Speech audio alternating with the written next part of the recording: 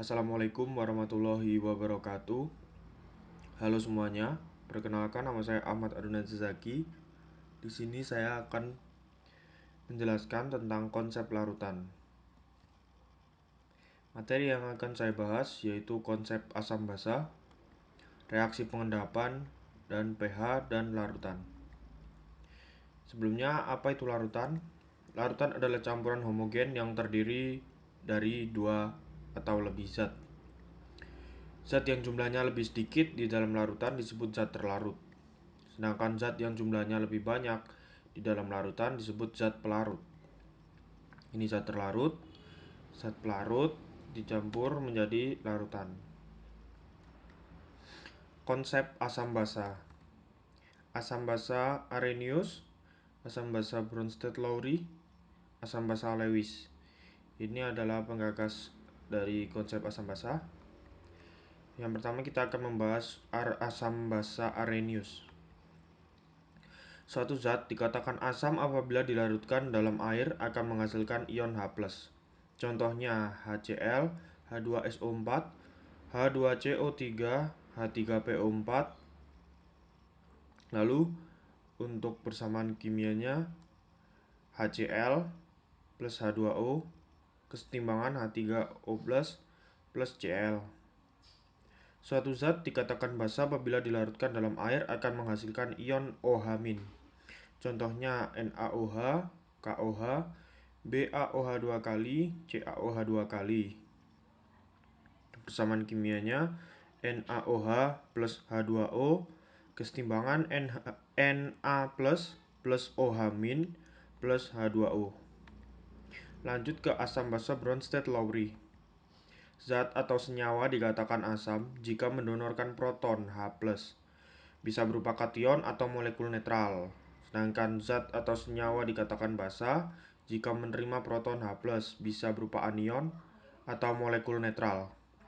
Contoh, di sini ada H2O plus NH3 kesetimbangan NH4 plus OH-.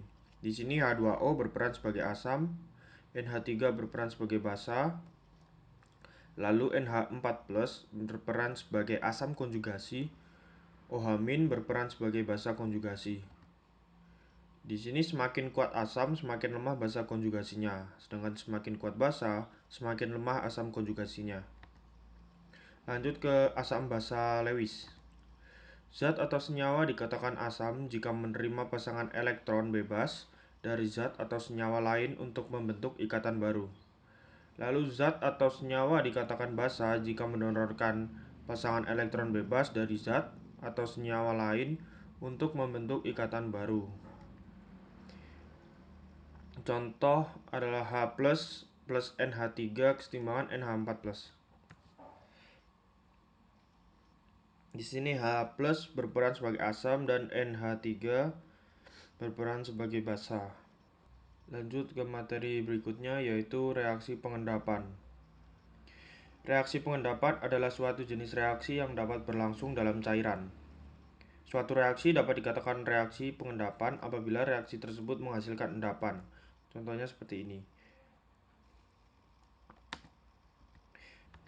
Contoh reaksi pengendapan yang umum diantaranya reaksi perak nitrat AgNO3 yang ditambahkan dalam larutan yang mengandung kalium klorida, KCl, menghasilkan endapan putih perak klorida, yaitu AgCl. AgNO3 plus KCl menghasilkan AgCl endapan plus KNO3. Jenis-jenis persamaan reaksi pengendapan. Ada persamaan molekul, persamaan ionik, dan persamaan ionik total. Yang pertama kita bahas persamaan molekul.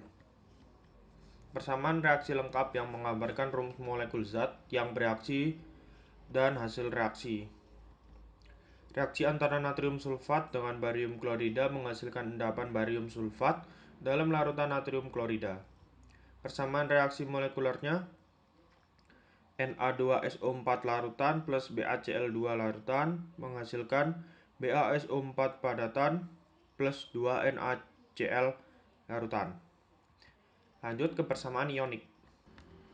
Persamaan reaksi di mana senyawa yang terlibat dalam persamaan reaksi diionkan. Yang bisa diionkan hanyalah senyawa yang fasenya larutan Aki, sementara yang berwujud padat atau es tidak bisa diionkan. Persamaan reaksi ion yaitu seperti 2Na plus larutan plus SO4 2- larutan plus Ba2 plus larutan plus 2Cl- larutan menghasilkan BaSO4 padatan plus 2Na plus larutan plus 2Cl- larutan. Lanjut ke persamaan ionik total. Persamaan reaksi yang hanya melibatkan ion-ion pembentuk zat yang mengendap saja. Ion-ion lainnya sebenarnya tidak ikut bereaksi karena berada dalam bentuk yang sama pada reaktan maupun produk. Ion-ion seperti ini disebut dengan ion spektator atau ion penonton. Persamaan reaksi ionik total contohkan seperti ini. Ba2 plus larutan plus SO4 2- larutan menghasilkan BaSO4 padatan. Warna endapan secara umum beberapa warna yang biasanya dibentuk oleh atom logam transisi ketika mengendap ditunjukkan pada tabel ini.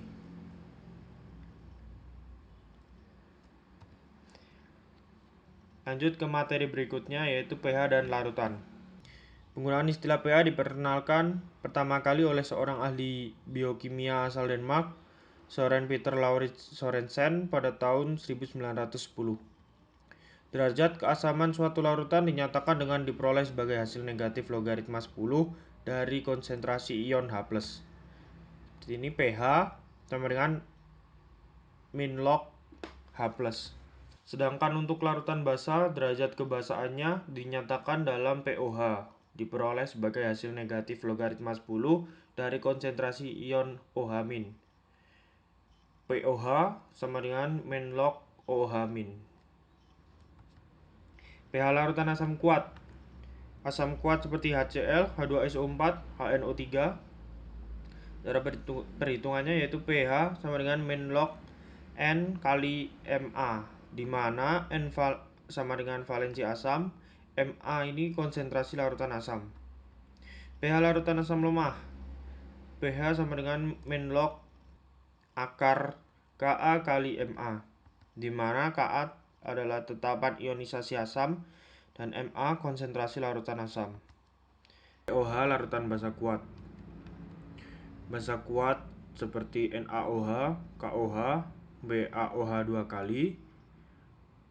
Lalu perhitungannya pOH sama dengan min log N kali Mb, di mana N adalah valensi basa, Mb adalah konsentrasi larutan basa.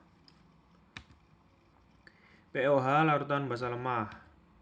pOH sama dengan min log akar Kb kali Mb, di mana Kb tetapan ionisasi basa, Mb konsentrasi larutan basa. pH dan pOH campuran asam kuat dan basa kuat. Bila kedua spesies asam kuat dan basa kuat habis, maka pH campurannya sebesar 7 atau netral. Bila spesies asam kuat yang bersisa dan spesies basa kuat habis bereaksi, maka pH campuran ditentukan dari konsentrasi asam yang bersisa dan kita tentukan pH-nya dengan persamaan. pH sama dengan min log N kali Ma aksen, di mana N sama dengan konsentrasi asam yang sisa, Ma aksen sama dengan mol asam sisa per volume total. Bila spesies basa kuat yang bersisa dan spesies asam kuat yang habis bereaksi, maka kita tentukan pOH campuran dari konsentrasi basa yang bersisa dan dengan persamaan. pOH sama dengan min log N kali Mb aksen, di mana N adalah konsentrasi basa yang sisa, Mb aksen sama dengan mol basa sisa per volume total. Itu tadi adalah materi konsep larutan. Terima kasih sudah menonton. Saya akhiri. Wassalamualaikum warahmatullahi wabarakatuh.